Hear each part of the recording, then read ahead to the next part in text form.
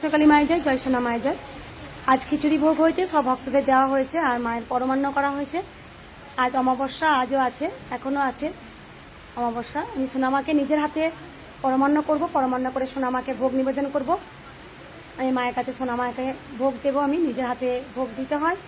আর কৃষ্ণকালী মা যেহেতু পশু বলি নিষিদ্ধ, মা পশু বলি নেন না। মা আমাকে স্বয়ং বলেছেন যে আমার কাছে কলা বলি দিস, তাই মায়ের কাছে কলা বলি হয়। আমি এটাই মায়ের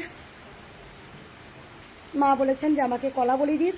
কৃষ্ণকালী মা যেহেতু পশু হত্যা বা পশু বলি দেওয়া নিষিদ্ধ মায়ের কাছে, তাই মায়ের কাছে বলি আমি দিই না, মায়ের কাছে কলা বলি হবে। জয় কৃষ্ণকালী মায়ের জয়। ভালো থাকবেন, সুস্থ থাকবেন, মায়ের নাম জপ করুন। মায়ের নাম জপে তো অনেক মাহাত্ম্য আছে। রাধে রাধে। মা একটা গান শোনাবে। মা বস, বসো বস, বেশ বেশ, না হলেই পান না বস। ও আমার কৃষ্ণ কালী মা, ওরা কেউ তোমায় চেনে না। ও আমার কৃষ্ণ কালী মা, ওরা কেউ তোমায় চেনে না। মূর্খরা কেউ বুঝলো না গো তোমার মহিমা। ও আমার কৃষ্ণ কালী মা, ওরা কেউ তোমায় চেনে না। মনে প্রাণে যারা তোমায় বেসেছে ভালো, তাদের জীবন হয়েছে আজ আলোই আলো। তোমায় ছাড়া আমরা তো আর কিছুই বুঝি না। ও আমার কৃষ্ণ কালী মা, ওরা কেউ তোমায় চেনে না।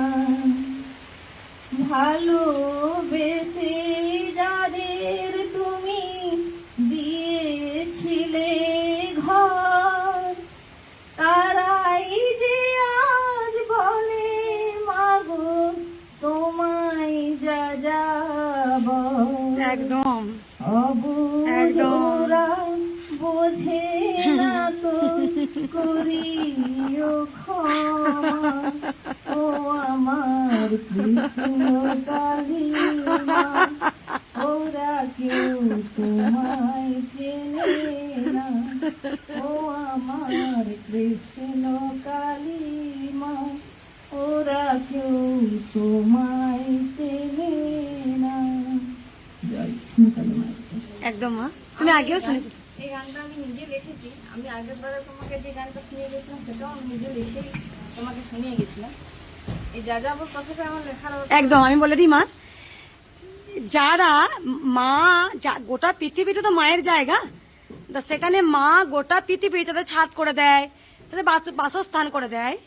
আজকে তারাই মাকে যাযাবর করলো। আমাকে বাস্তবে এই কথাটা যখন এখানে আমি তো ওখানে দুবার গেছি।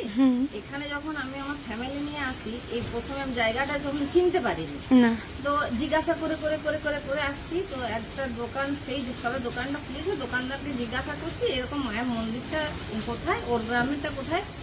তো তখন সেই ভদ্রলোক আমাকে উত্তর দিল কি, বলছে যে ও মা, ও উঠে গেছে, ও মা বলে এখন আর কিছু নয়, ওখানে আর ভিড় হয় না, মা নিজেই যাযাবরের মতো ঘুরছে।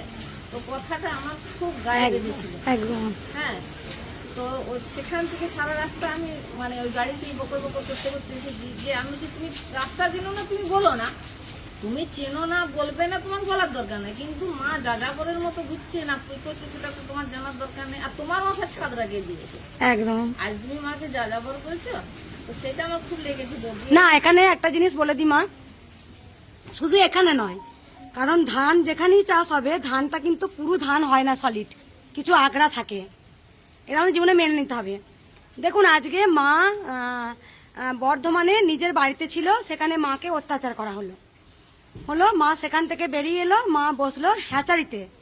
হ্যাচারিতে মায়ের প্রতি একটা মৃত ব্যক্তিকে নিয়ে এসে অনেকভাবে অনেক কিছু করার চেষ্টা করেছিল। যে যারা তমলুক থেকে সেই ভক্ত 13-14 জন এসেছিল, তারা এসে তারা আটকে দিল সেই মৃত্যুটাকে, পুলিশ ডাকলো